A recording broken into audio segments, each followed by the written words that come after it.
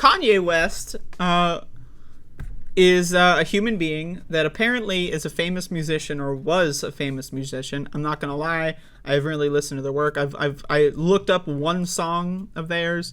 Well, actually, I think two. Just to get a little bit of a purview, just to see what's going on there. But again, don't really know the guy. I'm not familiar with his previous temper tantrums. The only thing I knew about him is that he's a MAGA guy, and that's enough to just ignore him. But anyway, so Kanye West has been going around town saying some crazy ass fucking shit. We're talking about the craziest shit you've ever seen in your life. Like, all the doctors are Jewish and they're all conspiring against him, and then all of his, everyone he knows is Jewish, and they're all trying to kill him and take advantage of him or something. I don't know. Anyway, so this news got to Donald Trump, and the Orange Man had this to say. I was very honored in a sense, because he said all those great things about me on Tucker Carlson. He made some statements, rough statements, on Jewish. You heard them and you know them well. Yes. And they're saying that was the reason. So then you ask, well, would it have been the same thing if he didn't say all those good things about Trump? You just don't know. Yeah. I was very honored in a sense, because he's made some rough statements on Jewish. Yo, I fucking can't with this motherfucker. Former president of the United States. Now, again, everyone loves to say dementia Joe Biden, but I present to you Exhibit B. Tucker Carlson. He made some statements, rough statements, on Jewish. I'm sorry. I gotta do it again. I'm gonna raise the volume, so brace for it back here. Okay. He made some statements, rough statements, on Jewish. You heard them and you know them well. Now, again, underrated. You heard them and you know them well. Why? I don't know who the interviewer is. I don't know who's talking to Donald Trump here. Right? But what does that mean? You've heard them and you know them well.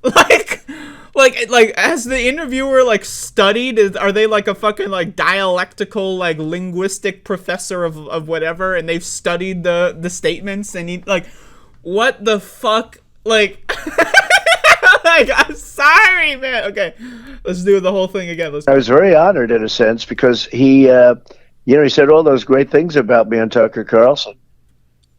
He made some statements, rough statements, on Jewish. You heard them and you know them well. Yes.